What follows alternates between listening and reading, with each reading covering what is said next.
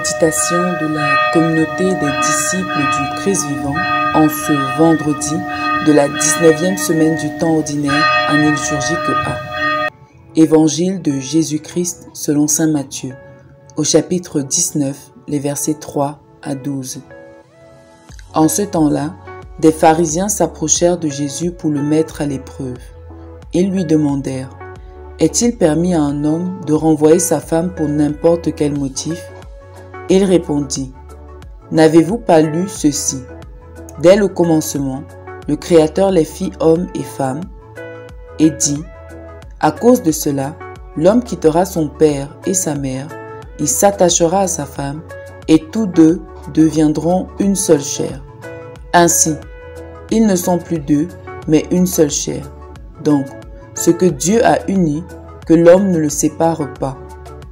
Les pharisiens lui répliquent: pourquoi donc Moïse a-t-il prescrit la remise d'un acte de divorce avant la répudiation? Jésus leur répond: c'est en raison de la dureté de votre cœur que Moïse vous a permis de renvoyer vos femmes. Mais au commencement, il n'en était pas ainsi. Or, je vous le dis, si quelqu'un renvoie sa femme, sauf en cas d'union illégitime, et qu'il en épouse une autre, il est adultère. Ses disciples lui disent: si telle est la situation de l'homme par rapport à sa femme, mieux vaut ne pas se marier. Il leur répondit: tous ne comprennent pas cette parole, mais seulement ceux à qui cela est donné. Il y a des gens qui ne se marient pas, car de naissance, ils en sont incapables. Il y en a qui ne peuvent pas se marier, car ils ont été mutilés par les hommes.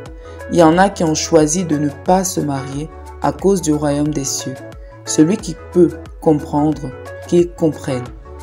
Acclamons la parole de Dieu. Méditation. Bien-aimés de Dieu, rendons grâce au Seigneur pour cette nouvelle opportunité qu'il nous donne d'écouter sa parole. Cette parole qui nous instruit sans cesse sur les réalités fondamentales de notre existence. Demandons de la grâce d'un cœur ouvert qui accueille avec joie les enseignements qui nous sont donnés pour notre salut et celui de toute l'humanité. Ce matin, Jésus parle de la question posée par les pharisiens. Est-il permis de renvoyer sa femme pour n'importe quel motif? Pour nous instruire sur ce que doit être le mariage selon le dessein de Dieu et sur la place du célibat, plus encore du célibat consacré dans le monde de ce temps. Il épuise ainsi tous les états de vie envisageables pour leur donner de pouvoir exprimer tous ensemble le sens véritable de la vie humaine. Il nous enseigne par là que peu importe notre état de vie, marié, célibataire ou consacré, nous devons faire l'effort de refléter l'amour et la fidélité éternelle de Dieu envers son peuple. En renvoyant les pharisiens à la source divine du mariage, le Christ nous fait comprendre que le mariage en particulier et notre vie en général n'est pas une fabrication de la loi. Bien au contraire, elle est de part en part appelée à signifier, à manifester le secret qu'elle porte, que nous sommes tous enfants de Dieu.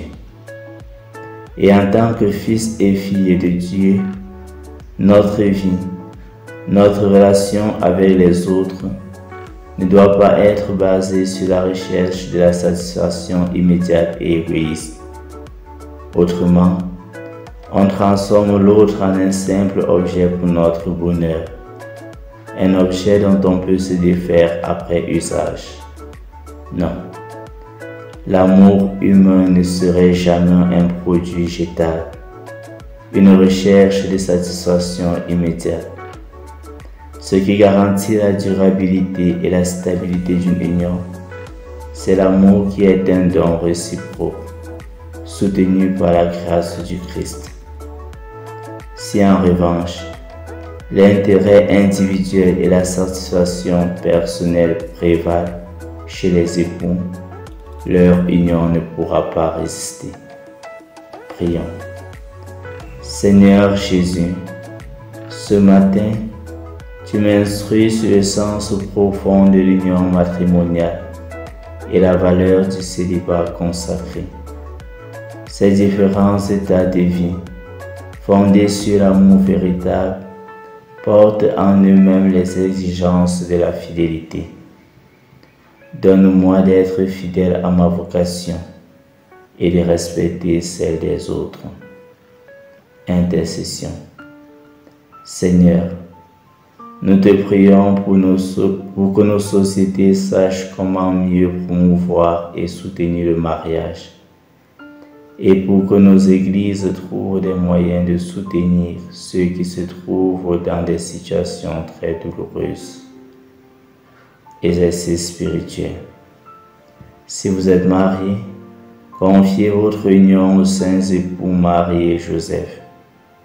Si vous n'êtes pas marié, demandez au Seigneur la grâce de rester chaste.